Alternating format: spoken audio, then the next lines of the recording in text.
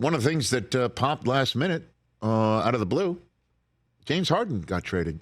Overnight. Basically, right? Overnight. Well, 2 a.m. Eastern? For half of the Los Angeles Clippers roster. Some pick swaps and things of that nature. Futures and all futures. that. Yep.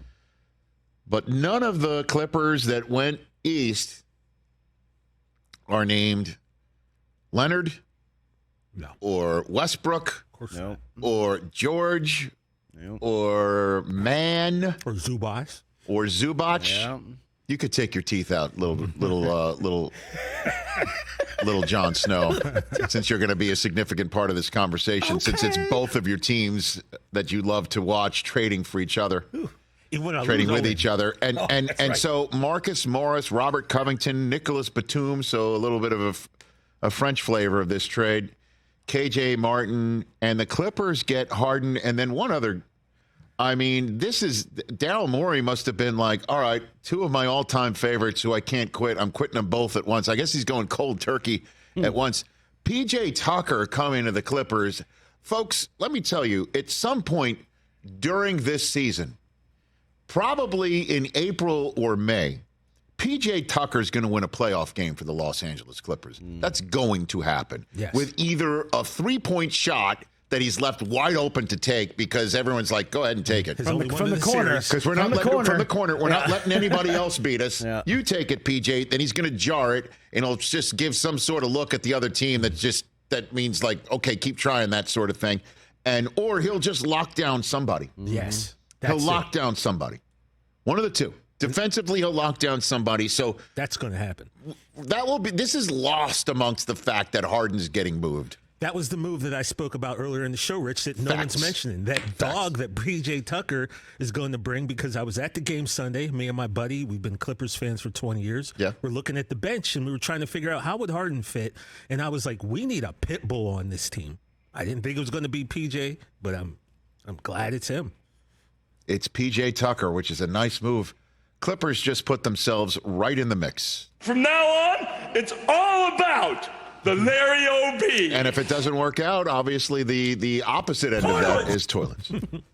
But in all honesty, those two sound bites were from one, the Larry O.B. when they acquired Kawhi. Right. Okay. And then the toilets, we just took that one word for him talking about extolling the virtues of the new Intuit arena that they're building right next door to SoFi and NFL Network, Inglewood, City of Champions. Right. You know, he's talking about all the commodes that'll be available.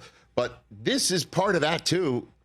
When they move. Hey, when you are opening a new arena here in Los Angeles, California, and I'll just shoot everyone straight. I shoot everyone straight always, and I love people in the Rams and Chargers organization.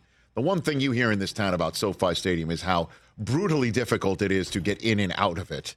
So that word is in the ether as the Clippers are like, hey, everybody, why don't you come right one block down the street from it? You got to tell people, guess what, Laker fans? There's another team in a new beautiful arena. Come see it with Kawhi and Paul George and Russell Westbrook and James Harden. You're going to get a lot of people at hello on that front here in Los Angeles, California. You know, so keep that in mind, that this trade has this in mind. It's about the Larry O.B., but it's also putting about fannies in the seats. And when they leave their seats, they can also get toilets. A whole bunch of them. I mean, honestly. So, you know, this is also one other thing I want to say here.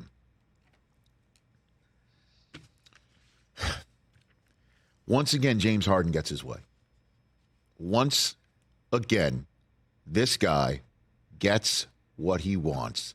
And anytime he's gotten what he wants, the team that gets that photo allows him to get what he wants winds up being happier for it, and the team that acquires him winds up being in the position of having to eventually give James Harden what he wants, to the detriment of the team chemistry or the distractions or whatever.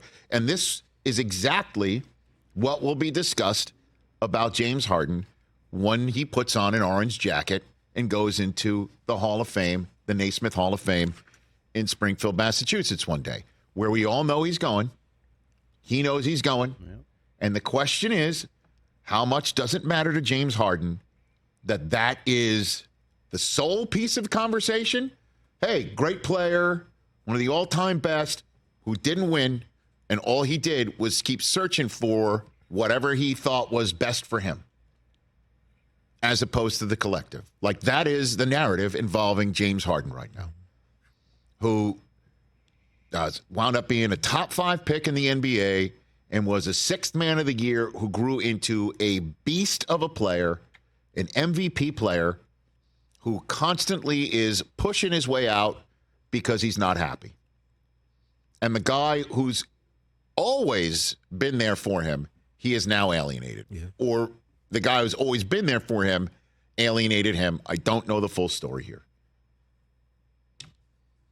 But this is the James Harden tale as he arrives here in Los Angeles.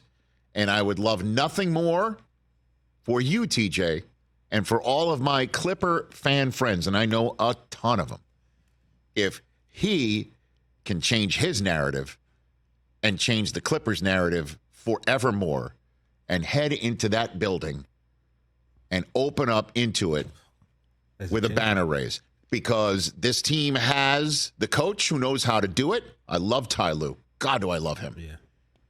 And the coach knows how to do it. And the team is low dead. The team's best player's done it twice. Correct. The bench is deep.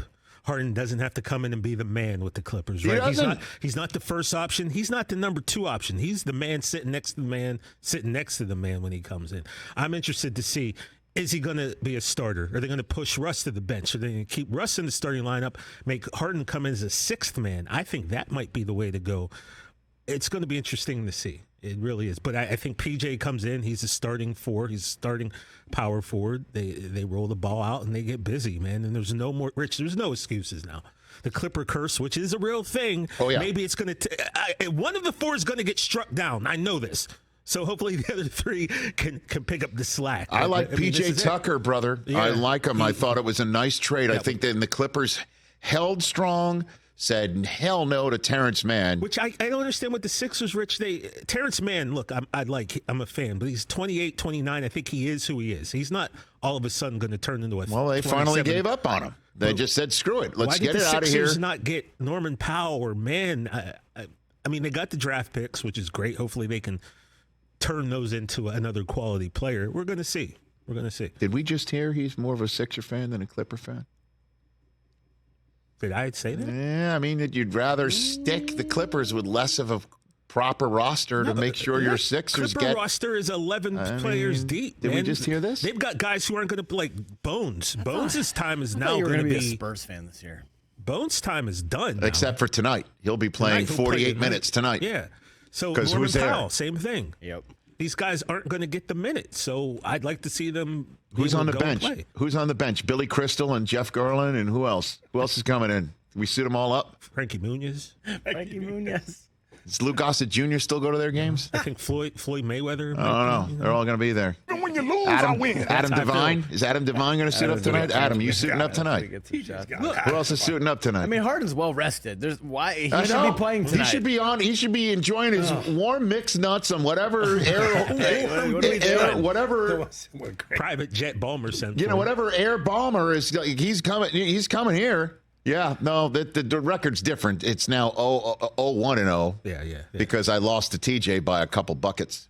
Well, you lost. But Harden's warm mixed nuts is going to warm it up. You think it might? But watch, he won't play. He won't play till Sunday because there's rest and this, and he's got this is sore and that sore. Come on, NBA, get tougher. Come on, get tougher. Yeah. They are. They instituted a whole new rule so people will play. Okay. Tell PJ Tucker to get tougher. How's that working?